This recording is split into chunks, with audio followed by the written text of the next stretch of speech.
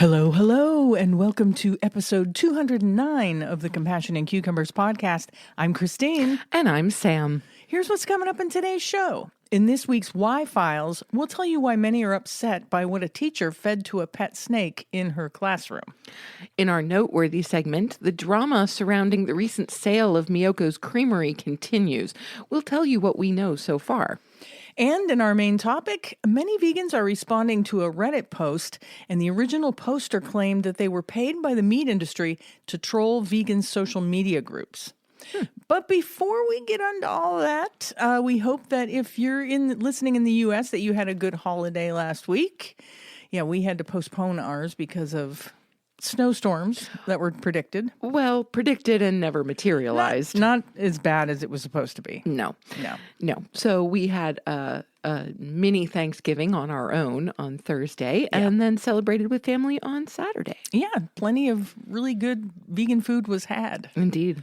Indeed. Yep. I got to say, I'm really sorry that Trader Joe's is discontinuing their holiday roast because we had a Gardein holiday roast on our own Thanksgiving, our stay-at-home Thanksgiving, and then we had the Trader Joe's holiday roast on Saturday with family. And I gotta say, the Trader Joe's is just so good.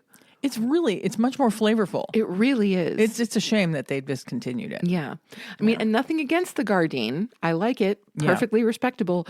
But the Trader Joe's just knocks it right out of the park. I know. It's so sad. Yeah. So very sad. It really is. So very sad. Yeah, so that's what we've been up to. Yeah, not a whole lot. Just, holidaying. Yeah, the holiday time is upon us. It certainly is. Woohoo.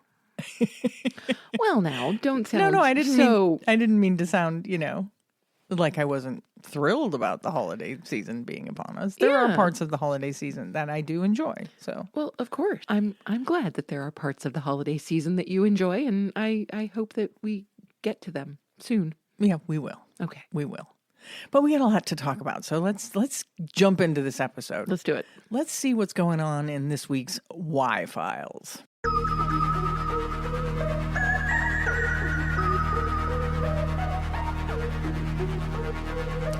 So this comes to us from vegannews.press. In Alvord, Texas high school science teacher Deanna Showalter, who has been identified by Vegan News thanks to locals and the school's website that lists her as a science teacher, fed a live kitten to a snake she reportedly captured and brought into her classroom. It was first reported that this was not in front of students by Randy Brown, the school's superintendent.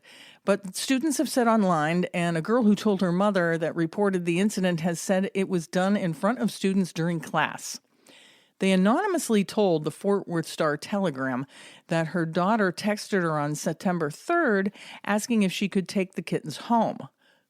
When asked why, the high school student told her mother that her and her friends watched a snake eat the kitten during the teacher's class earlier in the day. It was really hard on her. She was up every 2 hours trying to feed them, the student's mother said.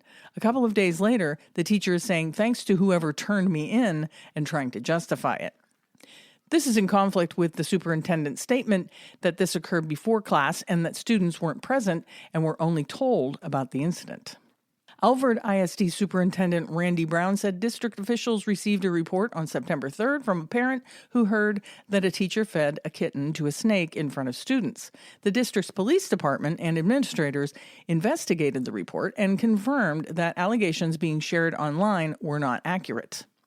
She later acknowledged this decision to her class and permitted a student with parental consent to take the remaining ailing kittens home, Brown said. The teacher, an experienced educator and animal lover, has apologized to the students for her actions and voluntarily removed all snakes from her classroom, the superintendent told NBC5. According to reports, the student that saved the 3 kittens, taking them home, had them die later, with her mom saying the teacher, Deanna Showalter, allegedly taunted the girl later when she found out that they had died, saying, "You can't save them all." It's also reported the teacher also allegedly still had other kittens at home she is feeding to snakes, she apparently told students. The Alvord ISD Police Department and the Wise County Sheriff's Office of Animal Control investigated the incident and decided to allow the school to handle the incident. No criminal charges have been filed as of the publication of this story. So PETA, of course, the People for the Ethical Treatment of Animals, has called on the school to ban the use of animals in their classrooms and investigate the incident, along with issuing a statement. And their statement is this: if reports are true, an educator who should be teaching her students empathy and respect for others is instead tearing newborn kittens from their mother and subjecting them to a painful, terrifying death in front of shocked and traumatized teenagers. Anyone who would demonstrate such cruel and disturbing behavior shouldn't be around children or animals, and PETA is calling for an immediate investigation and a ban on live animals in all Alvord classrooms. We understand that some students and others were upset by this situation, and that is the last thing we want, said Superintendent Randy Brown. This author can speak from a place of authority here, having been involved in cat rescue for over a decade long, with owning a cat cafe and cat rescue that has saved and continues to save countless cats and kittens. No cat or kitten being ailing, as the superintendent kept emphasizing, justifies feeding them alive to a snake. Kittens are always sick, just like human babies, and getting them well is a fairly easy process. Nothing justifies this clear and intentional cruelty that we have well-defined laws against that should be used in this case.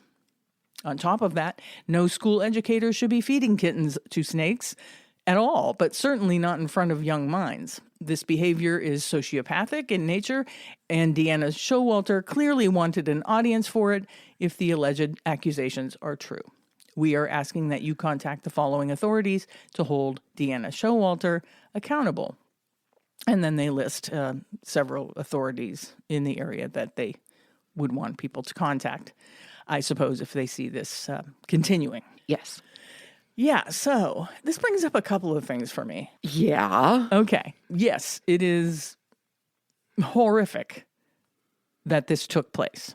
Yes, without question. It's horrific if it took place without anybody seeing. Yes. It's horrific that it took place in front of her students. Yes. But it does beg the question of speciesism.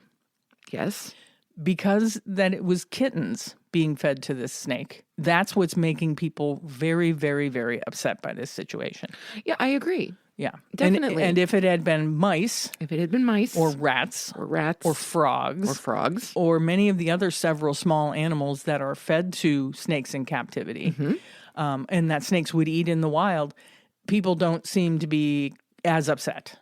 I don't think people would have been as upset about that. Now, granted, if the mice or rats or frogs had been living when they were fed. Snakes do need live food. Okay. Most snakes, anyway. Okay. Well, I mean, I would have trouble feeding any sentient living animal to another sentient living animal under any circumstances. Like that crosses a line for me, for sure. And no, it shouldn't be done in front of students. Absolutely. But I agree with you that the uproar about this is very likely because the animal in question being fed to the snake was a kitten. And a living kitten. Yes. At that. Yeah. And it sounds like maybe several living kittens. It does sound that way. So, yeah.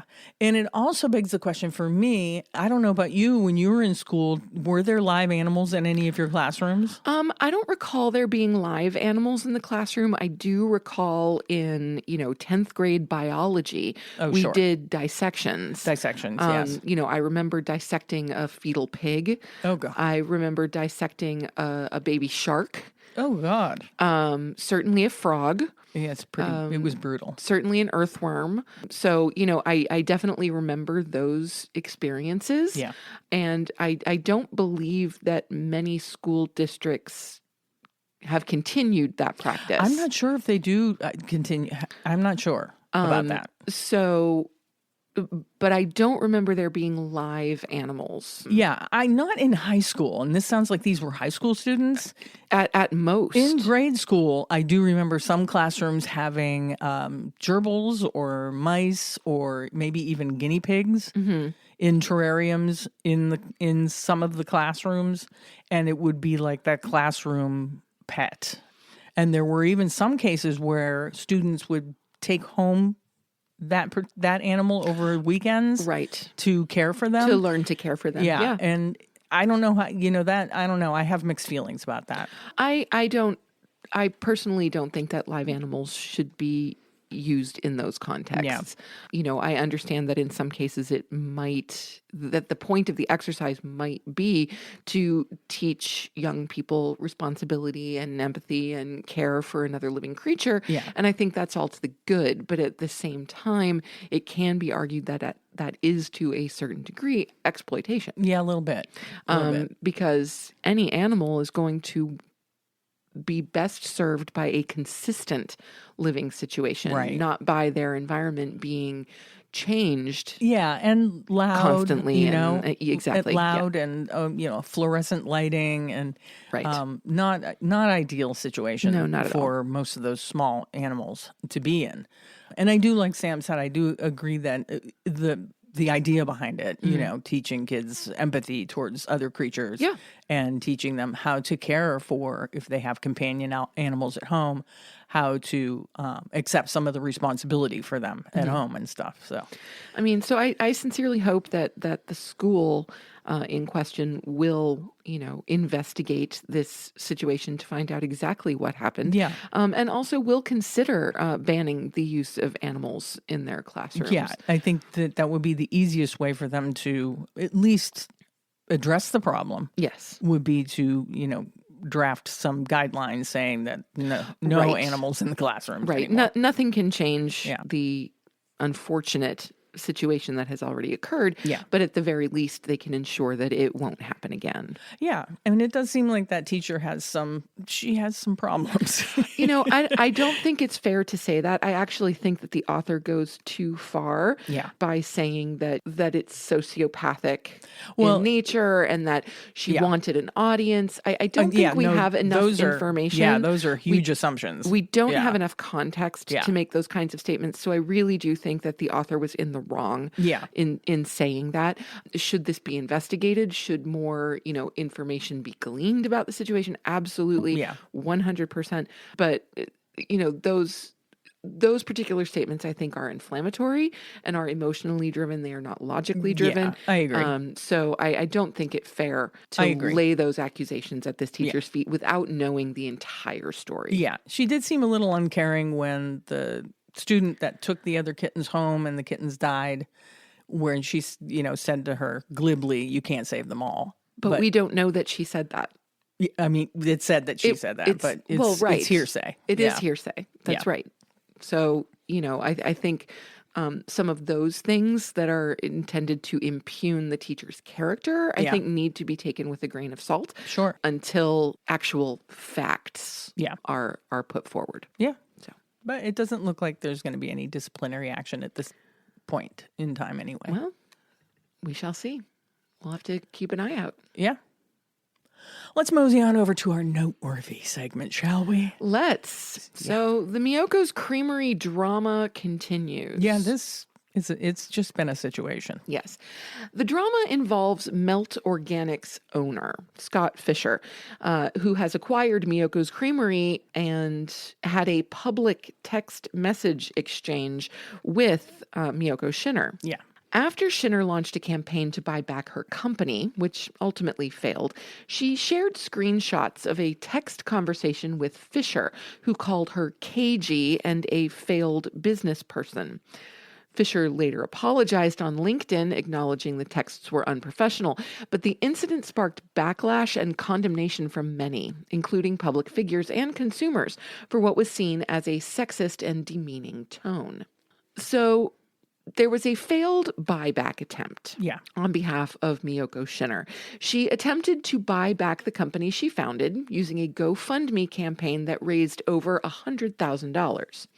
The bid was unsuccessful due to time and fundraising constraints, as a corporate buyer was able to move faster to secure capital. Yeah, and I believe that Mr. Fisher and his company had the information that the company was going to be going up for bid far earlier than Miyoko Schinner did. Okay. Yeah. Now, the new owner of Miyoko's Creamery is Prosperity Organic Foods, which also owns Melt Organic. Miyoko is of course putting forth some brand limitations. She has stated that the new owners cannot use her name or image in any marketing, as she retains the rights to her name and her likeness. She has also requested that the new owners consider rebranding to completely remove her name, noting that the trademark Miyokos would become an empty name. I think it really has become an empty name has. at this point. Anybody that's been following along with what's going on. We all know that Miyoko is no longer associated with Miyokos. Yeah. And, for a lot of people, that has made them turn away from the brand because Miyoko is such a trusted, admired, and loved figure in the vegan community. Yeah.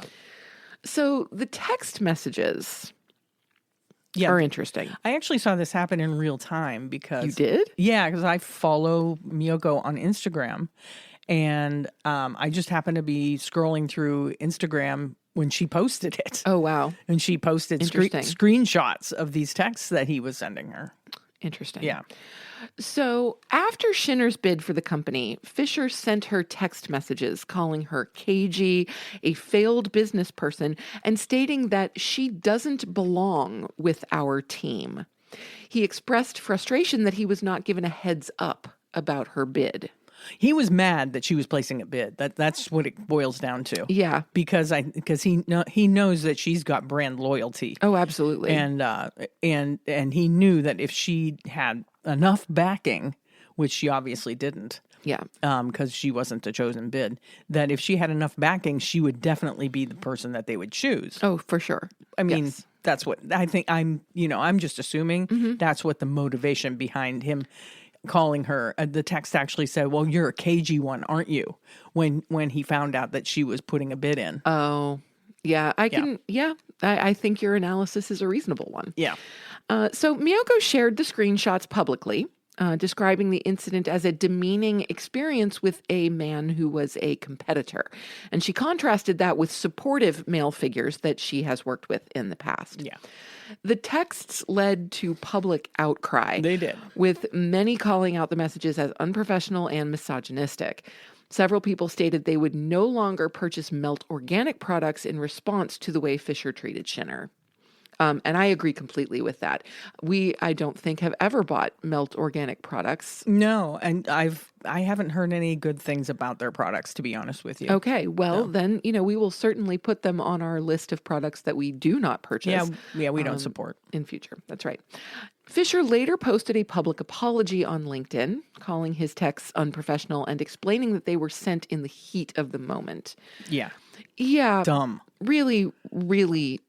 I mean, I don't like the word dumb, but not the best choice. Yeah, he definitely, if you're a professional, you don't send texts like that to another professional that you're in competition with. Right. What did he think she was going to do? I don't know. You find it in yourself, whatever you may be feeling in that moment. You don't succumb to the quote unquote heat of an emotional moment. And they were really bullying. Yeah. Those comments. Very bullying and misogynistic. Yes. I agree. Now, apparently Fisher also publicly shared photos of an elk and commented that he wished he had seen the animal while he was on a recent hunting trip. Yes. So Mr. Fisher is not a vegan. Clearly. Yes, he is not a vegan. And his brand does not stand up to vegan ethics. I mean, the way Miyoko Shinner does. That's right. I mean, Miyoko has her own farm sanctuary. Mm-hmm. She always put forward the brand that it was compassion, that it was a compassionate brand and that it was for the animals and that she was trying to eliminate cruelty in the world by creating options for people. Yeah. And Fisher's brand is not that at all. They are a corporate brand that is taking advantage of the market for plant-based products. Mm-hmm. And that's it, plain and simple. So if you were loyal to Miyokos Creamery because of her politics and her ethics, then I would highly recommend not supporting the brand any longer. Yeah, Absolutely. Yeah, I was really bummed that she didn't get it. A lot of people were. I am too. I would love to see her have control over her Yeah. own products again. Yeah. And another thing, shortly after this happened, she made a YouTube video sharing how to make the plant-based butter oh my gosh. that's on store shelves. That's And now amazing. she says it's not the identical recipe, but said that if you want to make her butter, good butter, that's as good as the Miyokos Creamery, if not better, she gave you the recipe. I love her so much. Yeah. She's just awesome. Yeah. Let's move on to our main topic. It's main topic time.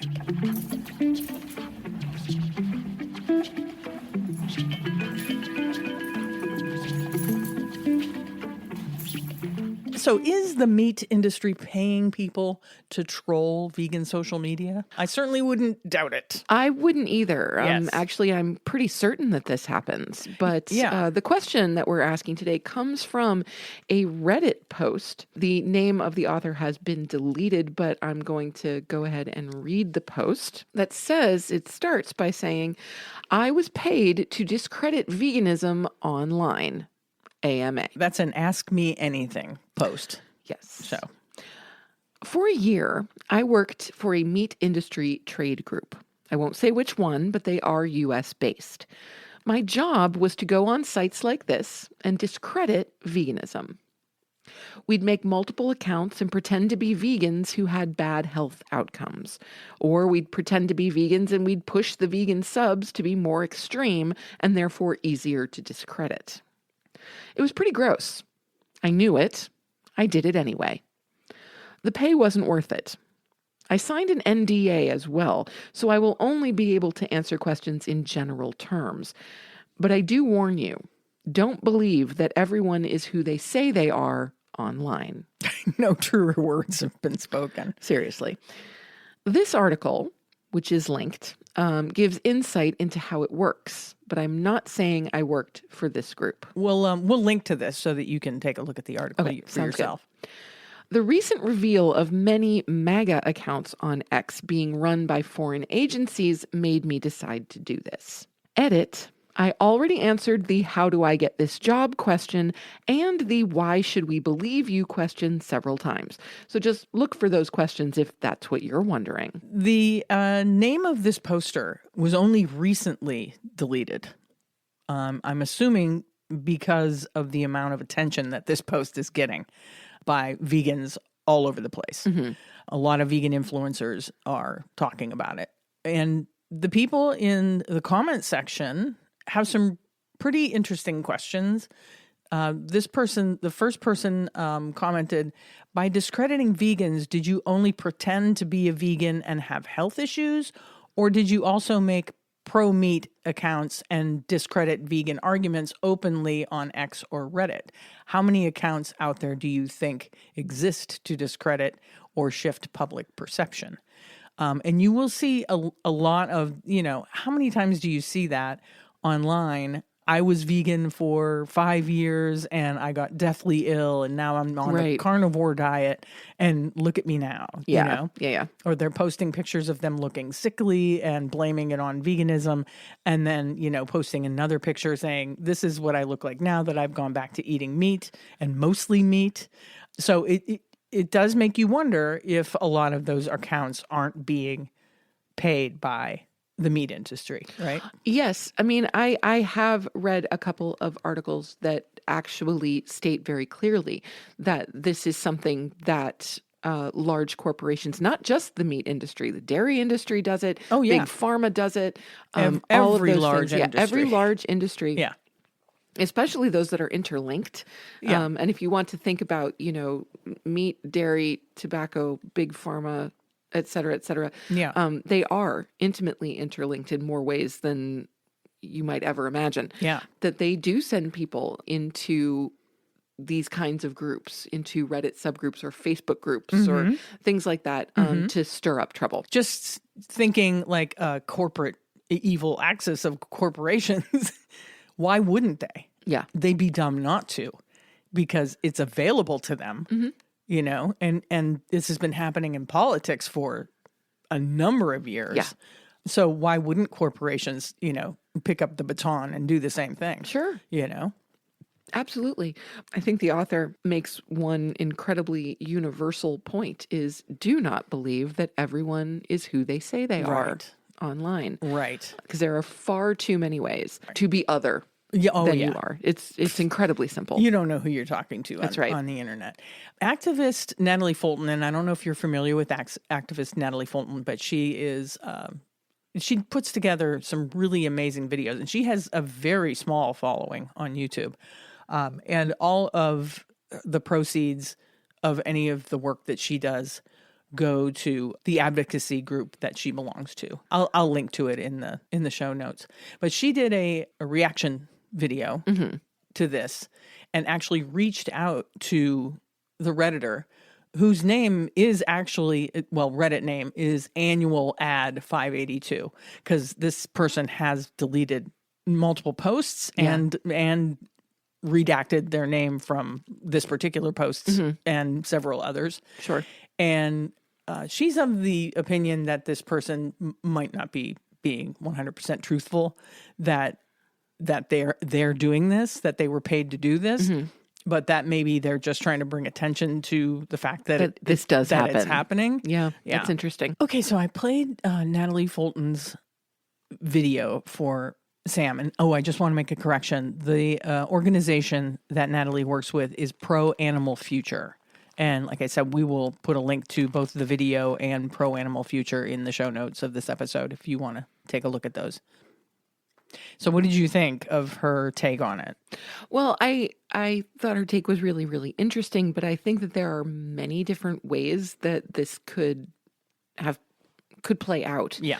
Yes, it's possible that the author is, in fact, a shill for big meat. It's entirely possible that they are a vegan that is considering not being vegan. It's entirely possible. So that in the video, just to clarify, yeah, Natalie saw another post by this exact same poster where they were claiming that they might not be staying vegan because it's been so hard for them to remain vegan, and which kind of doesn't jive with the original post.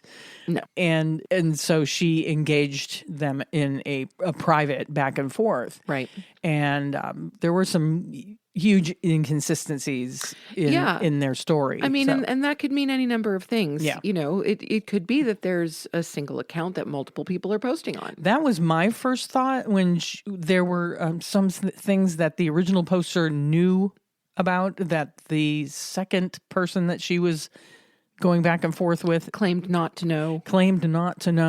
People that they claim not to know in the vegan space. And it wouldn't surprise me if there aren't, these like kind of bot accounts where there's multiple people that type into them. Yeah. So and Natalie also posed the scenario where accounts could be just trying to erode trust amongst the vegan community. Yeah. Where if somebody posts something about veganism that you don't agree with, that you would just write them off as a foreign bot, or a paid shill, as she put it, for the meat industry. Yep. And it could erode trust. Like trust could be eroded anymore at this point with the internet. Certainly. This is just another of those things that makes me really glad that I do not do the social media thing. Yeah. Seriously. Yeah. I'm really every time I hear about things like this, I'm just like, wow, I am so, so glad that you're not in that world. That I don't, yeah, partake of any of it. Yeah. It's really pretty great. Yeah. Well, I think a lot of what it boils down to is just, you can't trust people on the internet, period. You can't trust what people are saying is the truth. Right. You have to do your own research. Yep. And, research using sites that are, backed, that are backed by sources, that they're not just some random website, Absolutely, posting conspiracy theories and stuff like that. So yeah, it's really interesting. And I find it super interesting that original poster has now redacted their information from all their posts, and even deleted the post that Natalie had a back and forth with them on. They completely deleted the post about them considering not being vegan anymore. They completely deleted it. Yep. Again, I'm glad I'm not part of the drama. Indeed. But just bear that in mind if you are in like vegan Facebook groups or vegan Reddit threads or anything like that, that if somebody is, seems to be just trying to rile the group. Antagonizing. Yeah. If they're being super antagonistic, here's what I do. I go block. That's all I do. Then I don't have to, I'm not going to get angry with this person or research who they are. And I just go block. Because because I just assume that they're there to troll and there are even accounts that actually troll their own accounts just to get more engagement. So just don't play with those people. It's all crazy. Just take your toys and go home. That's a way to put it. Yeah. All right. Let's move on. To our assignment Restaurant SOS.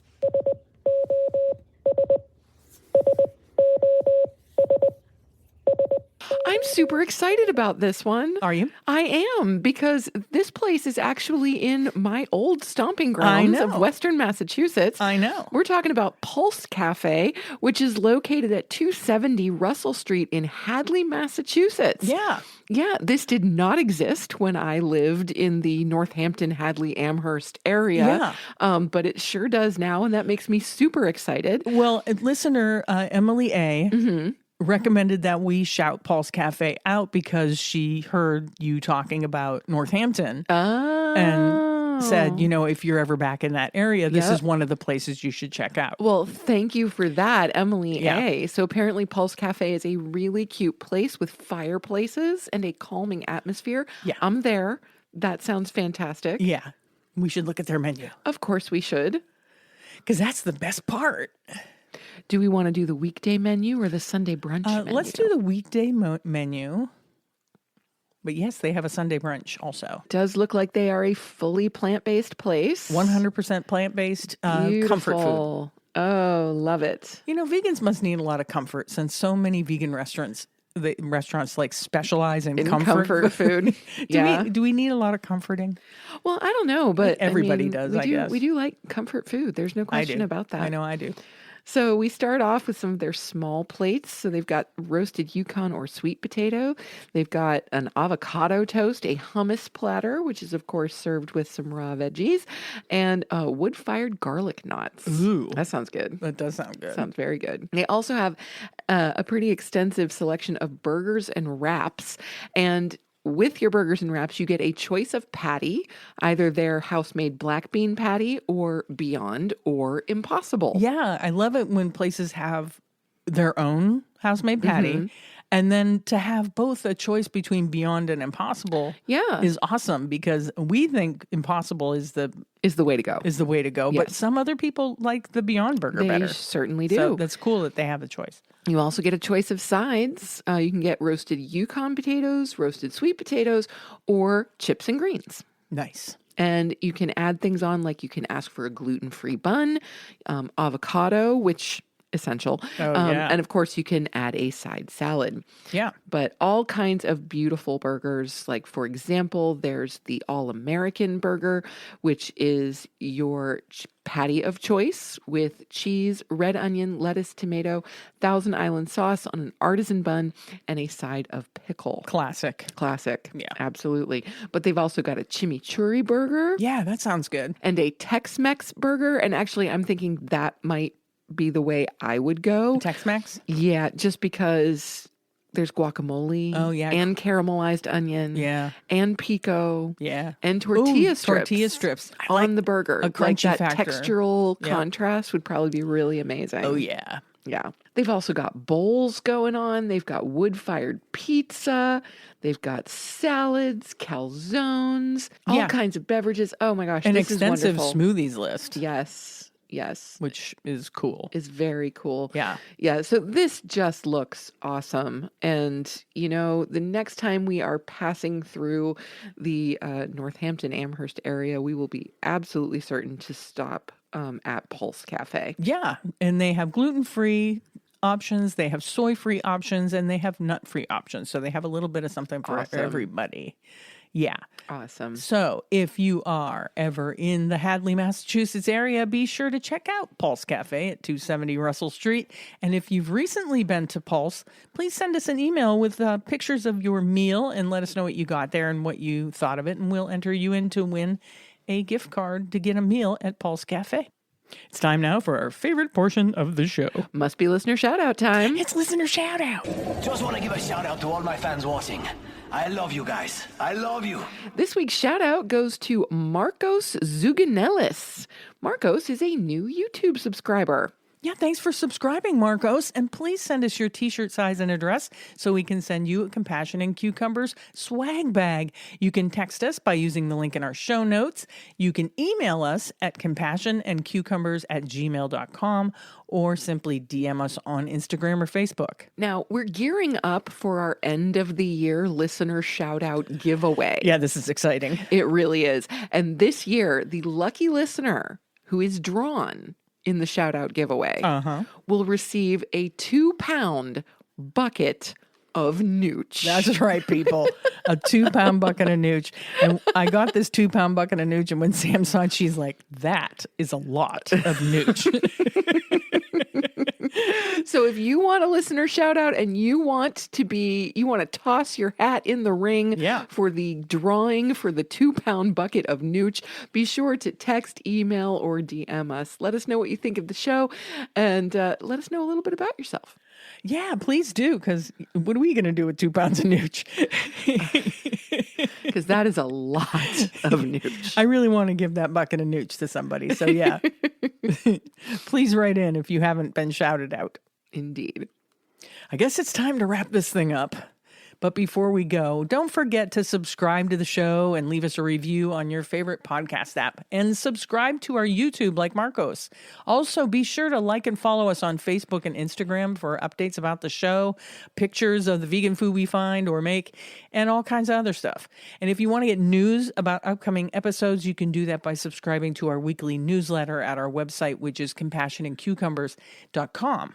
And with that, it's time to sign off. You have just listened to episode 209 of the Compassion and Cucumbers podcast, and there's nothing left to say but where cukes and compassion are always the fashion. On the podcast. Thanks, James. Have a great week, everyone. We'll talk to you next Tuesday. We love you. We do. Bye-bye.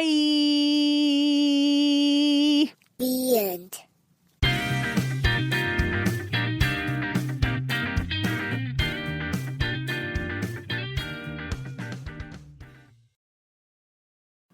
If you'd like to support the Compassion and Cucumbers podcast, well, you can do that by hopping on over to our Patreon page and becoming a patron.